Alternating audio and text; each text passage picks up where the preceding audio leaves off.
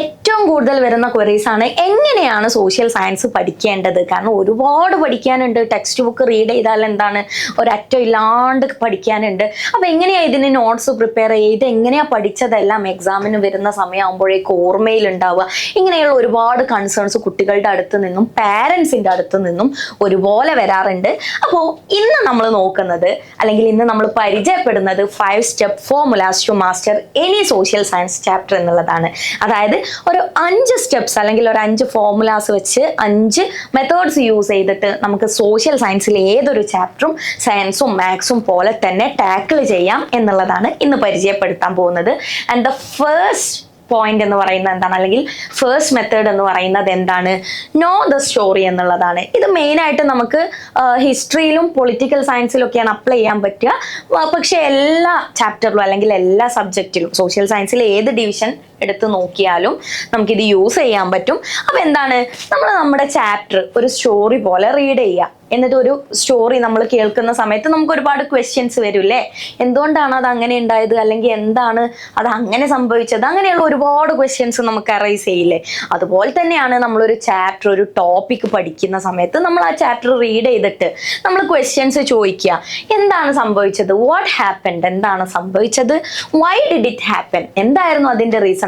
ഒരു സംഭവം നടക്കുകയാണ്, എന്താണ് ആ സംഭവം, അല്ലെങ്കിൽ എന്താണ് അവിടെ നടന്നത്, എന്തിനാണ് അത് നടന്നത്, അതിന്റെ കോസ് എന്തായിരുന്നു, and what changed because of it. അങ്ങനെ ഒരു സംഭവം നടന്നതിന്റെ റിസൾട്ട് എന്തായിരുന്നു, അതിന്റെ എഫക്റ്റ് എന്തായിരുന്നു. ഇങ്ങനെയുള്ള കുറച്ച് വാട്ട്, വിച്ച്, വൈ, ഹൗ ഇങ്ങനെയുള്ള കുറച്ച് ക്വസ്റ്റ്യൻസ് ചോദിച്ചാൽ തന്നെ നമുക്ക് ആ ഒരു സംഭവം നമ്മൾ ഏത് ടോപ്പിക്കാണോ പഠിക്കുന്നത് ആ ഒരു ടോപ്പിക്ക് നമുക്ക് തറവായിട്ടുണ്ടായിരിക്കും. ആൻഡ് ദ സെക്കൻഡ് മെത്തേഡ് എന്ന് പറയുന്നത് ഐഡന്റിഫൈ ദ ബിഗ് 5 എന്നുള്ളതാണ്. അപ്പോൾ ഇതും നമുക്ക് സോഷ്യൽ സയൻസിൽ ഒരുപാട് ഡിവിഷൻസ് ഉണ്ട്. നിങ്ങൾക്ക് അറിയാം, ഹിസ്റ്ററി ഉണ്ട്, നമുക്ക് ജോഗ്രഫി ഉണ്ട്, എക്കണോമിക്സ് ഉണ്ട്, പൊളിറ്റിക്കൽ സയൻസ് ഉണ്ട്. മെയിനായിട്ട് സ്കൂൾ സ്റ്റുഡൻസിന് സോഷ്യോളജിയും അതുപോലെ പൊളിറ്റിക്കൽ സയൻസും കൂടിയിട്ട് സിവിക്സ് എന്നുള്ള രീതിയിലാണ് നമ്മൾ പഠിക്കുന്നത് അല്ലെ. അപ്പോൾ ഏതൊരു ടോപ്പിക് എടുത്ത് നോക്കുവാണെങ്കിലും നമുക്ക് ആ ടോപ്പിക്കിലുള്ള ബിഗ് 5 മനസ്സിലായാൽ എന്താണ്, നമുക്ക് ഏതൊരു ക്വസ്റ്റ്യൻ വന്നാലും നമുക്ക് ആൻസർ എഴുതാനുള്ള മെറ്റീരിയൽ നമ്മുടെ കയ്യിലുണ്ടായിരിക്കും. അപ്പൊ എന്തൊക്കെയാണ് ഈ ബിഗ് 5 എന്ന് പറയുന്നത് നോക്കിക്കേ. First one, people. ഇതും നമുക്ക് മെയിൻ ആയിട്ട് ഹിസ്റ്ററിയിലാണ്. പീപ്പിൾ, ആളുകൾ ഉണ്ടാവുന്നത് ഹിസ്റ്ററിയിലായിരിക്കും. Then we have places, dates, causes and effects. ഇനി നമ്മൾ ജോഗ്രഫി എക്കണോമിക്സ് ഒക്കെ എടുക്കുന്ന സമയത്ത് നമുക്ക് ചിലപ്പം ഡേറ്റ്സും അതുപോലെ തന്നെ പീപ്പിളും ഉണ്ടായിരിക്കില്ല, ആളുകളെ കുറിച്ചോ അല്ലെങ്കിൽ തീയതികളോ കറക്റ്റ് ജോഗ്രഫിയിലോ എക്കണോമിക്സിലോ ഉണ്ടായിരിക്കില്ല. പക്ഷെ ഒരു സംഭവം എന്താണ്, അത് എവിടെയാണ്, അതിന്റെ കാരണം എന്തായിരുന്നു, അതിന്റെ റിസൾട്ട് എന്തായിരുന്നു, ഇത് സോഷ്യൽ സയൻസിൽ ഏത് ചാപ്റ്റർ എടുത്ത് നോക്കിയാലും നമുക്ക് ഉണ്ടായിരിക്കും. അപ്പോൾ ഈ ബിഗ് 5 മനസ്സിലാക്കിയാൽ തന്നെ എന്താണ്, നമുക്ക് ഏത് ചോദ്യം വന്നാലും ആൻസർ എഴുതാൻ പറ്റും എന്നുള്ളതാണ്. ആൻഡ് നെക്സ്റ്റ് വി ഹാവ് വളരെ കോമൺ ആയിട്ടുള്ള എല്ലാവർക്കും അറിയുന്ന ബിൽഡ് എ മൈൻഡ് മാപ്പ് എന്ന് പറയുന്ന മെത്തേഡ്. അപ്പോൾ സയൻസിൽ മാത്രമല്ല, സയൻസിൽ it's very easy to make mind maps. പക്ഷേ സയൻസ് പോലെ തന്നെ നമുക്ക് സോഷ്യൽ സയൻസിൽ എന്ത് ചെയ്യാം, നമുക്ക് മൈൻഡ് മാപ്സ് ഉണ്ടാക്കാൻ വേണ്ടിയിട്ട് പറ്റും. അപ്പോൾ എക്സാമ്പിൾ എടുക്കുകയാണ്, നമ്മൾ ഫ്രഞ്ച് റവല്യൂഷൻ എന്ന് പറയുന്ന ഒരു ടോപ്പിക്കാണ് പഠിക്കുന്നത്. അപ്പോൾ അതിൽ നമുക്ക് എന്ത് ചെയ്യാം, നമുക്ക് മൈൻഡ് മാപ്സ് നിങ്ങൾ പലരും പല രീതിയിലായിരിക്കും, ടേബിൾ ആയിട്ട് ഉണ്ടാക്കുന്നവരുണ്ടാവും, ടൈം ലൈൻ ആയിട്ട് ചെയ്യുന്നവരുണ്ടാവും, ഇല്ലെങ്കിൽ നമ്മളിവിടെ ഇമേജിൽ കൊടുത്ത പോലെ ഒരു ട്രീ വരച്ചിട്ട് കൊടുക്കുന്നവരുണ്ടാവും.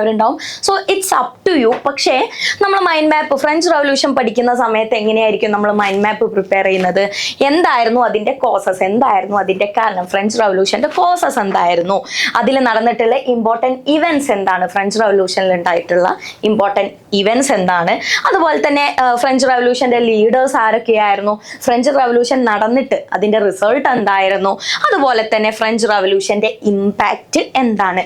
ഈ ഒരു 5 ടോപ്പിക്ക് നമ്മൾ മൈൻഡ് മാപ്പ് ആക്കി വെച്ചാൽ അത്രേ ഉള്ളൂ എന്ത്, ഫ്രഞ്ച് റവല്യൂഷൻ എന്ന് പറയുന്ന ഒരു ടോപ്പിക്ക്. ഇതുപോലെ ഏതൊരു ടോപ്പിക് എടുത്താലും നമുക്ക് എന്ത് ചെയ്യാൻ പറ്റും, നമുക്ക് മൈൻഡ് മാപ്സ് പ്രിപ്പയർ ചെയ്യാൻ പറ്റും. സോ നമ്മൾ 10 പേജ് നോട്ട് എഴുതുന്നതിന് പകരം ഇങ്ങനെ ഒരു മൈൻഡ് മാപ്പ് എടുത്താൽ എന്താണ്, it's very easy to learn എന്നുള്ളതാണ്. ആൻഡ് അതല്ലാണ്ട് വേറൊരു രീതിയാണ് കുട്ടികൾ സോഷ്യൽ സയൻസിൽ ഇമ്പോർട്ടൻ്റ്ലി ചെയ്യുന്ന ഒരു കാര്യമാണ് എന്ത്, ഹൈലൈറ്റ് ചെയ്ത് വെക്കുക എന്നുള്ളത്. അപ്പോൾ ടെക്സ്റ്റ് ബുക്ക് നിർബന്ധമായിട്ടും റീഡ് ചെയ്യണം സോഷ്യൽ സയൻസിന്, അല്ലെങ്കിൽ ഏതൊരു ആർട്സ് സബ്ജക്റ്റിനും, ആർട്സ് എന്നല്ല എല്ലാ സബ്ജക്റ്റിനും സയൻസിനൊക്കെ ടെക്സ്റ്റ് ബുക്ക് NCERT ആയിക്കോട്ടെ SCERT ആയിക്കോട്ടെ നിങ്ങൾ നിർബന്ധമായിട്ടും റീഡ് ചെയ്യണം. അപ്പോൾ റീഡ് ചെയ്യുന്നതിൻ്റെ ഫസ്റ്റ് റീഡിങ്ങിൽ തന്നെ ഒരിക്കലും പോയിട്ട് ഷോർട്ട് നോട്ട്സ് ഉണ്ടാക്കാനോ അതുപോലെ നമ്മുടെ ഇമ്പോർട്ടൻ്റ് ആയിട്ടുള്ള കാര്യങ്ങൾ ഹൈലൈറ്റ് ചെയ്യാനോ നിൽക്കരുത്. കാരണം ഫസ്റ്റ് റീഡിങ്ങിൽ തന്നെ നിങ്ങൾ ഹൈലൈറ്റ് ചെയ്യുവാണെങ്കിൽ ആ ഒരു ചാപ്റ്റർ അല്ലെങ്കിൽ ആ ഒരു ബുക്ക് കംപ്ലീറ്റ് നമ്മൾ കളർ ചെയ്ത് വെക്കും. കാരണം ഫസ്റ്റ് റീഡിങ്ങിൽ എന്താണ് ഇമ്പോർട്ടൻ്റ് എന്ന് നമുക്ക് മനസ്സിലാവില്ല.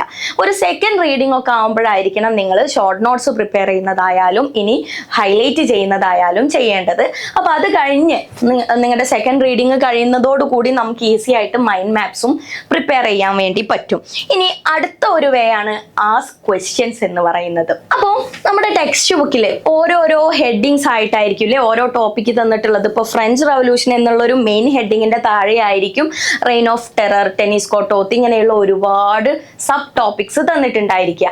അപ്പോൾ ഈ ടോപ്പിക്സിനെ ഒക്കെ നമുക്ക് എന്ത് ചെയ്യാം, നമുക്ക് ക്വസ്റ്റ്യൻസ് ആക്കി മാറ്റാൻ പറ്റും. ഇപ്പൊ ഫ്രഞ്ച് റവല്യൂഷൻ എന്നുള്ള ഒരു ടോപ്പിക് കിട്ടിയാൽ നമുക്ക് ചോദിക്കാം, what is French revolution, why French revolution happened, അല്ലെ, ഹൗ ഇറ്റ് ഹാപ്പൻഡ് എന്ന് ചോദിക്കാം. Same goes for reign of terror എന്നാണെങ്കിൽ നമുക്ക് അങ്ങനെ ചോദിക്കാം. ഇനിയല്ല ജോഗ്രഫിയിൽ നമുക്ക് റിസോഴ്സസ് ആൻഡ് ഡെവലപ്മെന്റ് എന്ന് പറയുന്ന ഒരു ചാപ്റ്റർ ഉണ്ട് 10th, അല്ലെങ്കിൽ ഏതൊരു ചാപ്റ്റർ ആയിക്കോട്ടെ. ഇപ്പം ലാൻഡ് ഡീഗ്രഡേഷൻ എന്ന് പറയുന്ന ഒരു ടോപ്പിക് ആണെങ്കിൽ നമുക്ക് ചോദിക്കാം, what is land degradation, how land degradation happens, അല്ലെ, what are the impacts of land degradation, how to solve this problem. നമുക്ക് അങ്ങനെ ക്വസ്റ്റ്യൻസ് ചോദിക്കാം. ആൻഡ് ഇങ്ങനെ ഈസി ആയിട്ട് തന്നെ നമുക്ക് എന്ത് ചെയ്യാൻ പറ്റും, നമുക്ക് തന്നെ ഒരു ടോപ്പിക്ക്, ഒരു ടൈറ്റിൽ കിട്ടിയാൽ നമുക്ക് സോഷ്യൽ സയൻസിൽ ക്വസ്റ്റ്യൻസ് ക്രിയേറ്റ് ചെയ്യാൻ പറ്റും.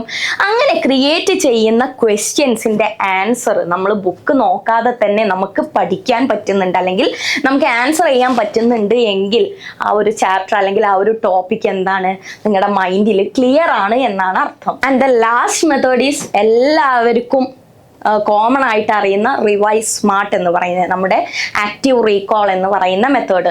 അപ്പോൾ നമ്മൾ സ്റ്റഡി ടെക്നിക്സിനെ കുറിച്ച് കഴിഞ്ഞ പ്രാവശ്യം ഒരു വീഡിയോ ചെയ്തിട്ടുണ്ടായിരുന്നു. അത് കാണാത്തവർക്ക് ലിങ്ക് ഞാൻ ഡിസ്ക്രിപ്ഷനിൽ കൊടുക്കാം.